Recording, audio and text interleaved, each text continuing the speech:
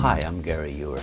When you speak to somebody about songwriting, usually within the first 30 seconds, the word hook will come up, particularly if you're talking about pop songs.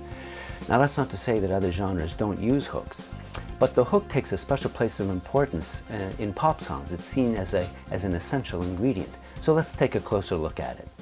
First of all, what do we mean by a hook?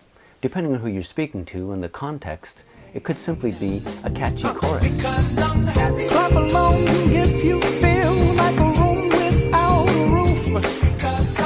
Clap along if you feel. But when we talk about a hook, we're usually talking about something more specific. Most hooks have three essential ingredients. The first is this catchy melodic fragment. Secondly, it has to have an enticing rhythm. And third, it all sits on top of a very tonally strong but short chord progression. Those three things together usually make for something that's memorable, something that's easy to sing, something that's fun to listen to, and it's usually the important ingredients of a hook. First, it needs a catchy rhythm.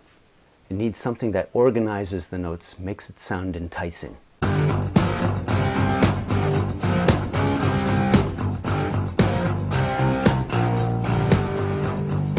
Second, it usually has a really interesting melody.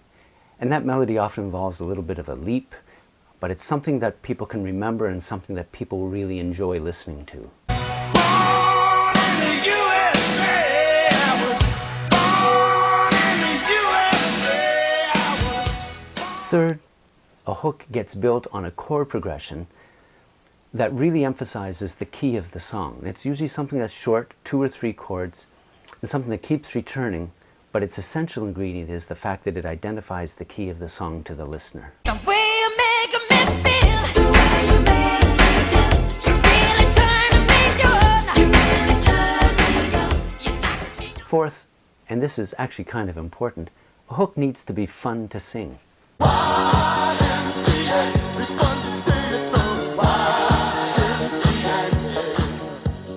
And fifth, they'll typically appear and disappear throughout a song. So if it's a chorus hook, you might hear something at the beginning of the song as part of the intro.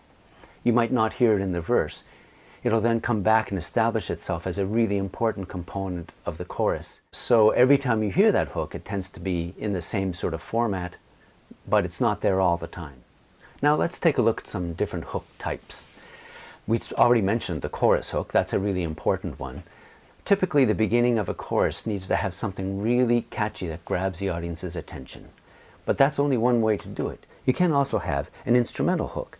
In this kind, you usually get something in the instrumentation of a song right away that's short and catchy. And then it'll serve as an underlayer that extends beyond the intro and into the verses. And a good example of this might be Somebody That I Used to Know.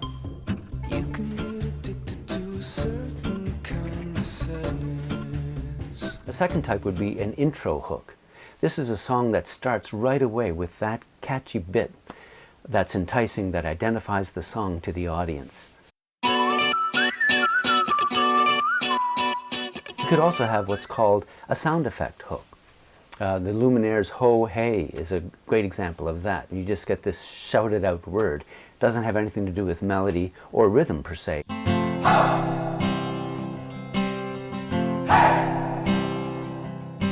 And there's probably lots of other possibilities of what makes a hook. Remember, a hook is simply something that keeps audiences listening, that keeps audiences entertained. It's a really important part of pop songwriting because pop songs tend to be short, 3 to 4 minutes. You don't get much time to grab an audience's attention. So a hook goes a long way to achieving that, and that's why it's so important in pop songs, probably more so than other genres of music. Now, if you like this video and you want to see more like them, please subscribe to my YouTube channel.